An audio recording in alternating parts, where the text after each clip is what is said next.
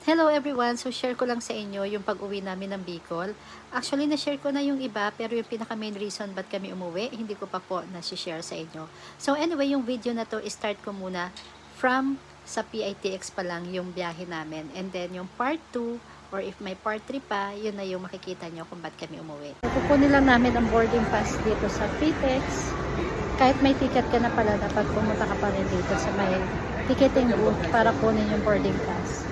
So after namin kunin yung boarding pass ay naghanap na kaagad kami ng food for takeout dahil actually hindi pa kami nakapag-dinner. So bumili lang kami ng fried chicken and mas madali naman siyang kainin kahit nasa loob ng bus. Anyway, 9:50 p.m.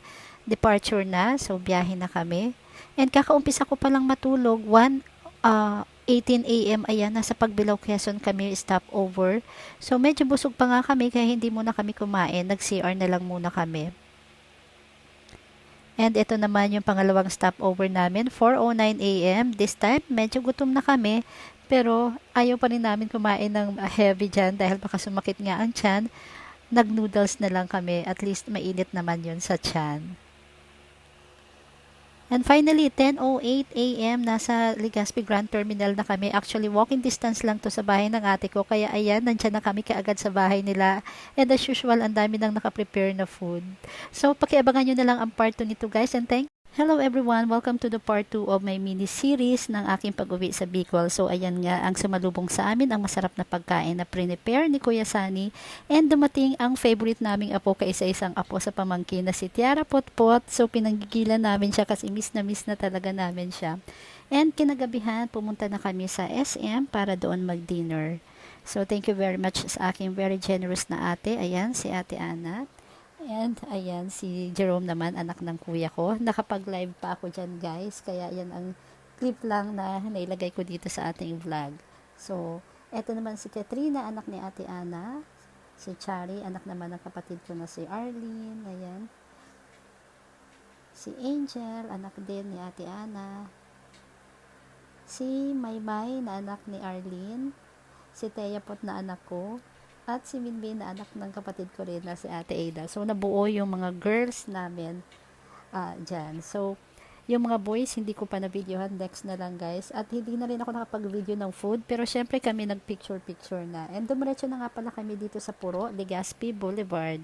Masarap dito talaga mamasyal, lalo kapag bagong kain. Kasi pwede ka maglakad-lakad. Masarap ang simoy ng hangin, seaside. And may park pa nga dyan sa unahan. So, pinicturean ko na lang on a different date for your reference. Yan yung pinaka-part dyan. Anyway, abangan nyo po yung part 3 nito. Thank you! Hello everyone! Welcome to the part 3 of our mini-series ng pag-uwi sa Bicol. At ito na nga po yun guys. Ito yung sadya namin. Ang bumisita dito sa Our Lady of Salvation, Huruan, Tiwi, Albay. Panata na po ito ng family namin simula nung bata pa ako. So yun, nagsisimba kami dyan every August. Then after namin magsimba, magnunovena pa kami. And then after that ay magkikis na kami sa puon. So medyo mahaba ang pila dyan. And yan, may mga oil dyan na pwedeng bilhin. And very miraculous po talaga itong Our Lady of Salvation na to. By the way, hindi nakasama yung mama ko kasi nagre-recover pa kasi siya. Nasa bahay lang siya kasama ng ate ko or kapatid ko na si Arlene. So after ng pagsimba namin, ayan, ito na, lunchtime na. At dyan lang kami, along the road lang yan na may mga cottages dyan na nire-rent. And maganda kasi may tubig, so pwede maghugas anytime. At yun talaga ang ginagawa ng mga pilgrims dyan guys. And halos yearly dyan din kami nakakapwesto. So ayan, enjoy na ang aming pagkain dyan. At sobrang sasarap talaga. Lutong Bicol yan guys. And after that, dumiretso na kami sa TV proper para mag-pray ulit and then magsindi ng kandila. And exciting part na rin nung kabataan ko, after namin mag-pray dyan, ikot-ikot na kami para bumili ng mga laruan. Ayan, kalde-kaldero, kawakawali, mga alkansya na made of clay. Yun talagang isa sa memorable experience ko nung bata pa ako. So anyway, ayan, pauwi na kami ng Sorsogon.